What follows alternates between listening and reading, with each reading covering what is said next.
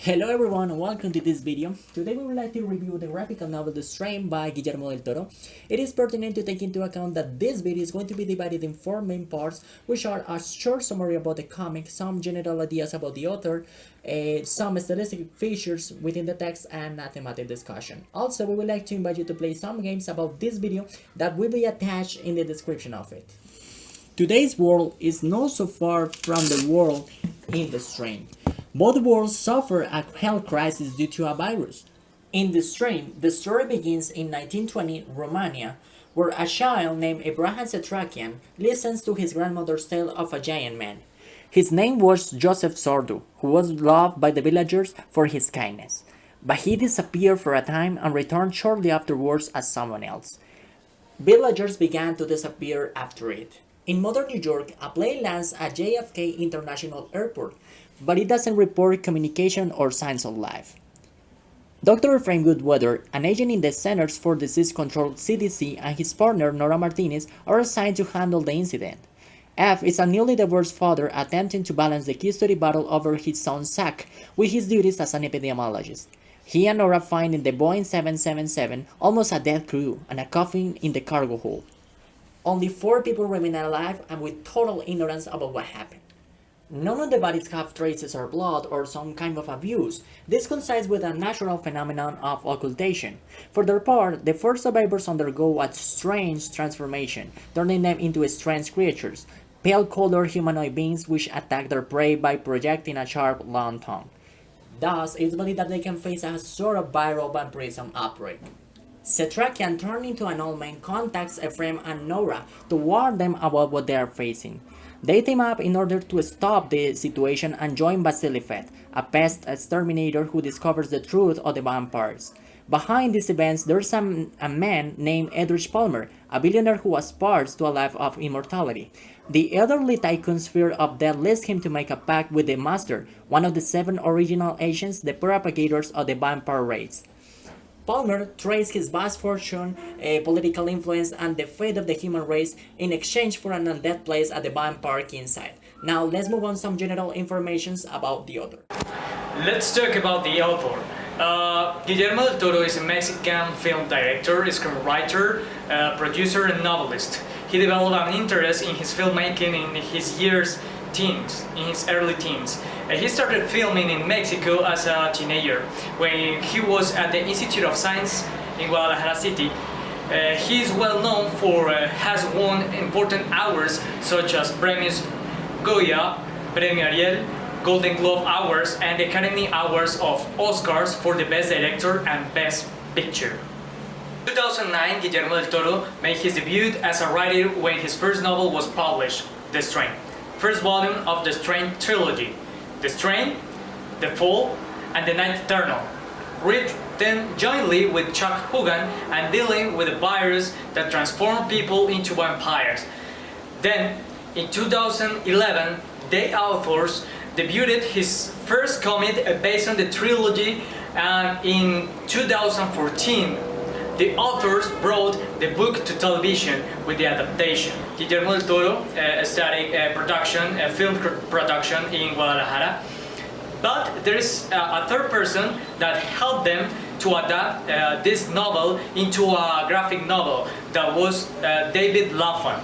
Also, one of the conditions that Guillermo del Toro had in his childhood was the vivid dream, that is basically being asleep, being in a dream, but with open eyes, and it creates the feeling of being inside a new world, but in his own bedroom. He mentions experiences with UFO that are non-identified flying objects and ghosts. He said that an uncle appeared once, and I'm not really sure. One of the experiences he also mentions in one of the interviews was this. He was sleeping and he was in this vivid dream, and he was looking at those monsters surrounding him, and he said to the monsters, okay, if you let me go to the bathroom, we're going to be good friends forever. One of the people that inspired some of the work of Del Toro is Mark Twain. In one interview with Sanchez Navarro, he says, he quote Mark Twain saying that the difference between an appropriate work and the perfect work is directly proportional to the difference between a firefly and a thunder. Explaining this, his perfectionist attitude among the creation of stories and his work in the films industry. Hello everyone, this is Alejandra and I'm going to talk about some of the most relevant stylistic features in the graphic novel or comic The Strain. It is important to mention the author's writing style has a strong influence from his previous cinematographic productions and taste for topics that mostly address monster and fantastic creatures as well as horror and suspense stories, which are evident in this literary piece. So, the first stylistic characteristics we have are the use of panels, volumes, and graphemes. A panel is this individual frame or single drawing which represents a frozen moment. The authors use these panels with diverse sizes and positions depending on what they want to picture.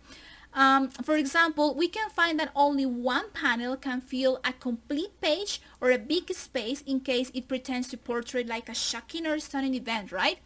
Those panels usually don't include any volume or text.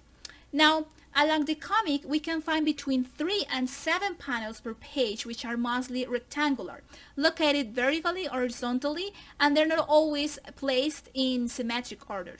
Often, many of them are placed on top of the other, as we can see here in the example, so frequently the smaller ones show details, especially like facial gestures, expressions, or they only emphasize one person or an object.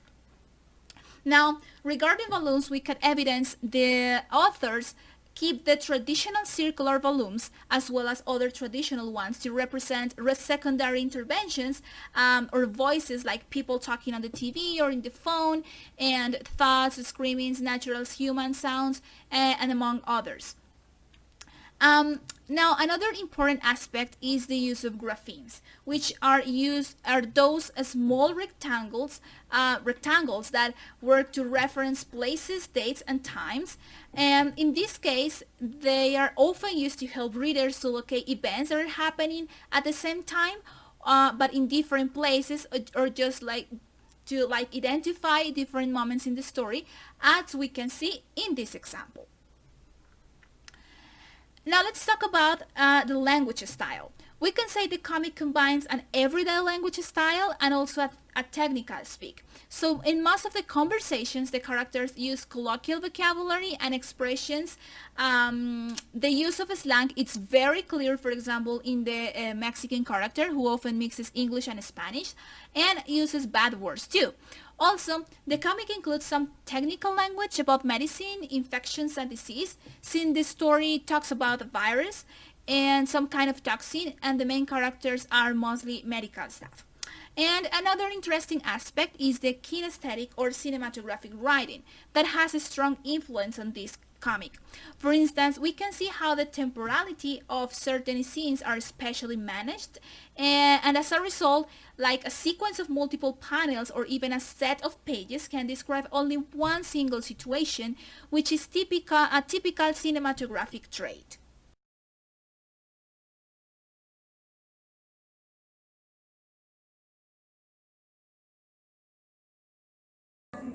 This graphic novel has multiple realistic aspects related to the context in which this story. Some aspects are the environment, the professions of the characters, the roles in society that these characters have, and the problems they have to face, personal problems and familiar problems.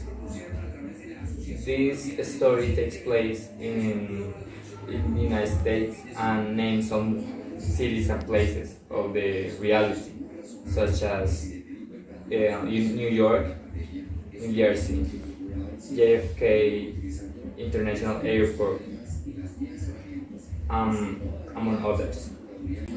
It is also interesting how the character has to manage with some jobs that are real jobs or very related and engaged and linked with the real life, and has to face some critical problems, personal and familiar problems that everyone can have.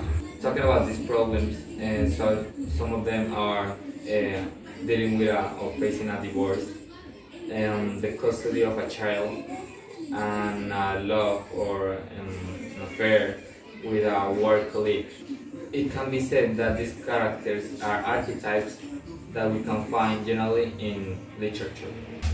Another important aspect is that this book tries to give the vampires the role they deserve, the dark and the horrific look and aspect that they have to have. Because these days, these characters, these vampires, are very underrated in literature and cinema. And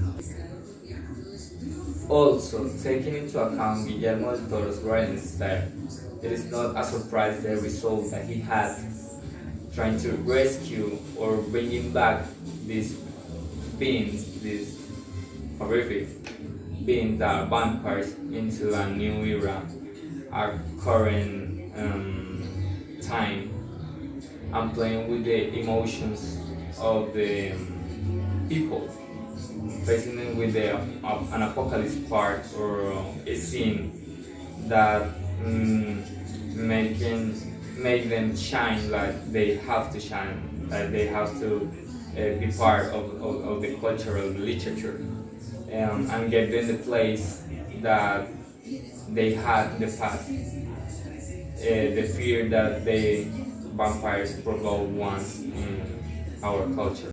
Okay, in the book we could evidence the corruption of certain entities such as the police, as well as how the private interest is above the general. The same situation is now happening in our country. We saw, for example, the slowness of the government to act, closing airports, stopping the economy, and preventing infection sources. This has shown how the economic interests prevail over lives. In the same way that in the book, we could notice the reality of the structural inequality, which has caused the pandemic to have a disproportionate impact on some social sectors. For example, here in Colombia, we could see how the police evicted families and left people homeless. We also saw opportunities of some politicians to create decrees and laws, taking advantage of the preventive isolation. On the other hand, this crisis has revealed public health workers in all areas, medicine, nursing, cleaning, among others. Personnel for whom the situation is not optimal either, and before the pandemic they have to face difficult situations since normally they accumulate delays in the payment of their wages, but even so they are literally living their lives caring for sick population. It is necessary to talk about another important sector such as education, mainly teachers, because they are working in extraordinary conditions, and they had to redesign their way of teaching. The effectiveness of both authorities and government was questioned in the case of the strain, beginning quite effectively with the isolation and investigation of the plane's event, and then with the infiltrators and the setting out of the scene of the arrival of the monster by Palmer, using the police and his resources It leaves us the known flavor of corruption and deception that is continually hovering in governments. The biological containment group's reaction, in this case the CDC, and intervention of the police are basic responses in organized countries like the USA or UK. Then, the intervention of other entities due to the complexity of the case was predictable. Nevertheless, it was not expected that the dark interests of wealthy people would be so profound as to even thinking of containing and eliminating part of the population by personal or selective principles. Nothing like the reality we are facing. Pandemics have been a topic that, to date, hasn't touched the generations that come from 60 years ago so far, at least in a close contact. The history of humanity's confrontation with viruses that have been developed, such as the bubonic plague or the Spanish flu, and even cholera, and now in our closest memories, the first strain of COVID in 2002, H1N1, and Zika itself are considered part of the chronology of these infectious diseases globally.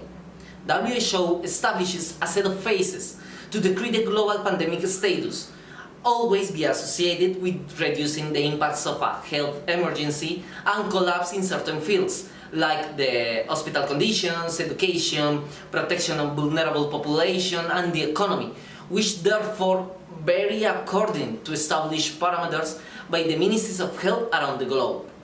However, is it good to clarify that in a case like the one we evidence in the strain, the procedures were more a distraction for the public's attention, and thus carry out a coordinated attack by more particular interest, a topic that is being reflected in the current situation in the world.